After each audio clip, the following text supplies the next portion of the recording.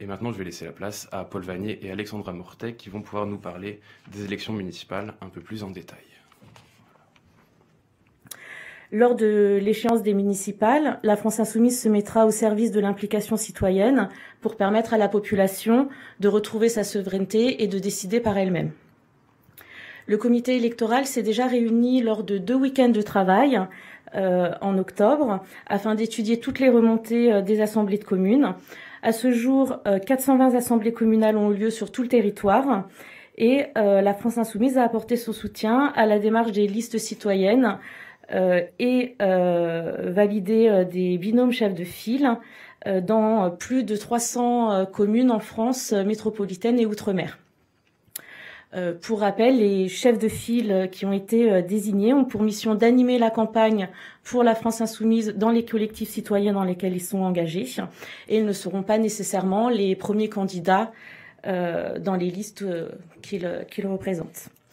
Et enfin, donc les travaux se poursuivent et il y aura une nouvelle réunion du comité électoral les week-ends du 23 et 24 novembre où le travail de validation continue, sachant que le 23, on fera une pause pour aller participer à la marche MeToo. Bonjour à toutes et à tous, je suis Paul Vanier, j'anime moi le comité de pilotage des élections municipales à la suite de ce qu'Alexandra Mortet vient de dire. Succès d'abord du nombre des assemblées qui se sont tenues dans le pays. Nous sommes très satisfaits de voir que dans plusieurs centaines de communes, nous serons d'une façon ou d'une autre engagés dans cette séquence. Et puis aussi très heureux de voir que maintenant, à l'issue de cette première séquence, disons pour nous, nos insoumis, nos insoumises, nos militants sont engagés dans la mise en œuvre de notre stratégie, celle de la Fédération populaire, sur laquelle je voudrais revenir. Je voudrais expliquer, réexpliquer sur les raisons qui nous ont conduits à l'établir. Nous considérons que cette échéance municipale de mars 2020, elle s'inscrit dans le contexte d'abord de crise politique que continue de traverser notre pays.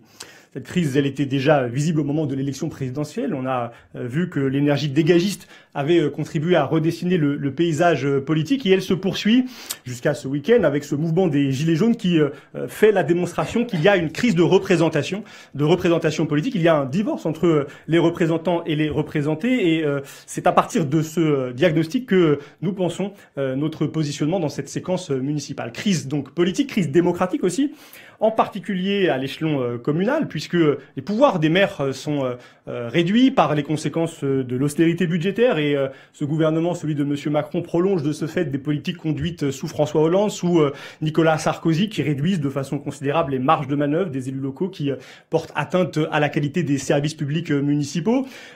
Souveraineté communale remise en cause aussi par des intercommunalités qui captent des compétences toujours plus grandes et qui éloignent la prise de décision du contrôle citoyen. Et donc, dans ce contexte, nous pensons que pour un mouvement politique, et un mouvement n'est pas un parti, qui se veut l'outil de la révolution citoyenne, pour être utile au pays, pour être utile à nos concitoyens, dans cette période, nous allons chercher, et nous sommes en train de le faire, à co-construire avec les habitants, avec les habitantes, avec les citoyens, les citoyennes, partout dans le pays, des programmes qui répondent aux problèmes du quotidien, aux enjeux aussi écologiques, co-construire avec eux des listes, co-construire avec eux des campagnes, des démarches pour aller ensuite siéger avec les citoyens, avec les citoyennes dans les conseils municipaux. Bien sûr, nous sommes ouverts à le faire avec toutes les forces politiques qui seraient, comme nous, prêtes à ranger leur drapeau dans leur poche.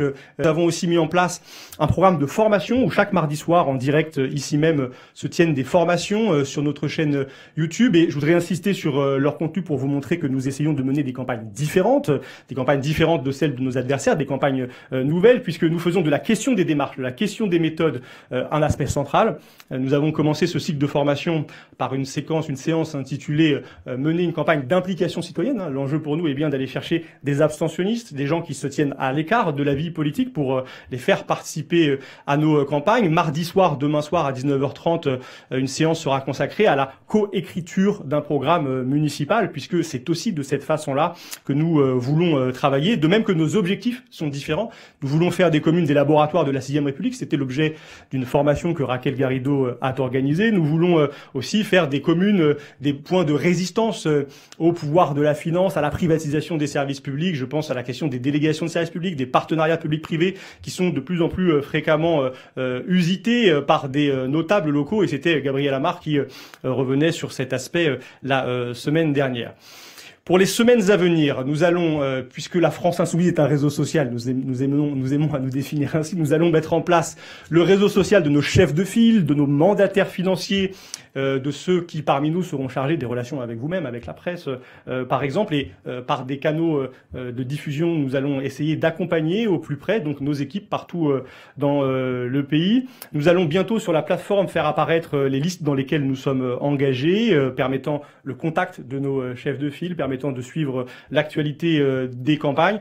Et puis vous dire que, en articulation avec le groupe parlementaire, cette semaine à l'Assemblée vient un projet de loi sur l'implication dans la vie locale. Et bien nos parlementaires, notamment Bénédicte Taurine et Alexis Corbière, présenteront une série d'amendements qui renvoient à notre boîte à outils programmatique municipale que vous pouvez trouver sur le site de la France Insoumise, mais qui finalement décrit les éléments de contenu que nous voulons mettre dans ces campagnes, et en particulier, puisque je parlais tout à l'heure de la question démocratique, celui du RIC local, du référendum d'initiative citoyenne locale, qui va être un des marqueurs programmatiques des campagnes municipales dans lesquelles nous serons engagés.